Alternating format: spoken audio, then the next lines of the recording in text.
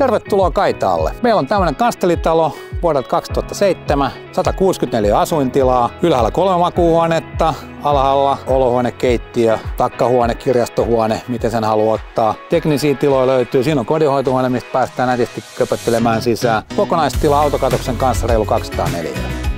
Aika mukava perhekoti. Ja mitä muuta? Koulu ja päiväkodit matkaa vajaa 500 metriä. Kaikki ovat tässä vieressä. Ja tietenkin se, että onhan toi Souka Metrovi ihan kävelymatkan päässä, jos tarvitsee päästä tuonne isolle kirkolle. Mennäänkö katsomaan siltä, mitä löytyy? No niin, nyt tultiinkin tänne sisälle tähän taloon. Otetaan nopea layoutti. Keittiö löytyy tuolta.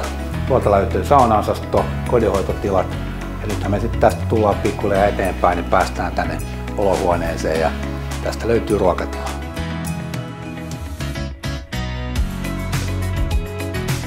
Nyt tultiin tähän olohuoneeseen, niin kuin nähdään, korkea katto, avaruutta, tilavuutta, isot ikkunat, tulikiven takka ja sen takaa löytyy täältä tämmönen vierashuone kautta kirjastohuone. Siitä me jatketaankin matkaan sitten tonne pesutiloihin.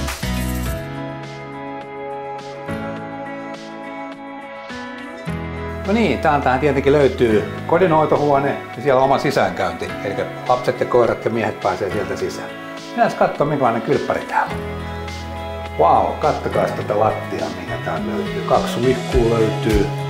Ja sitten täällä on semmonen pieni yllätys, kun tuutte tänne saunaan. Niin täällähän porskutellaan puukiukalla. Ei muuta kuin löylyy. No niin, täältä me tullaan saunan puhdistustehtaalta poispäin ja lähdetään katsomaan tuonne yläkertaan ja makuuhuoneet, mitä täältä löytyy. No niin, nyt päästiin tähän yläkertaan. Tässä on mukava aula, etätyöpiste, harrastepiste. En lähde nyt tekemään ompelukoneella mitään. Tuossa mun takaa löytyy 2 lasten makuuhuonetta. Nyt kun mennään tänne päin, niin täältä tulee itse asiassa master bedroom vastaan ja täältä löytyy vaatehuone, kiva pieni parveke.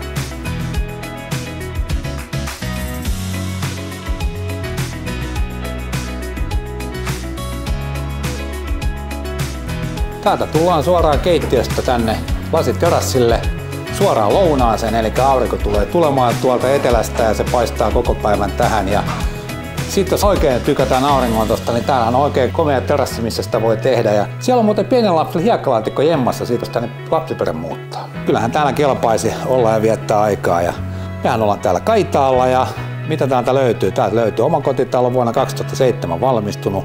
Halvat asumiskulut noin 300 € kuukaudessa 4 lapsella perheellä. Mitä vielä? No, minä olen J.P. Piinek, 4 liikkuu ja tässä näkyy mun numeroita, ei muuta kuin soitellaan ja tervetuloa katsomaan mukavaa, rauhallisella alueella olevaa omakotitaloa. Nähdään taas.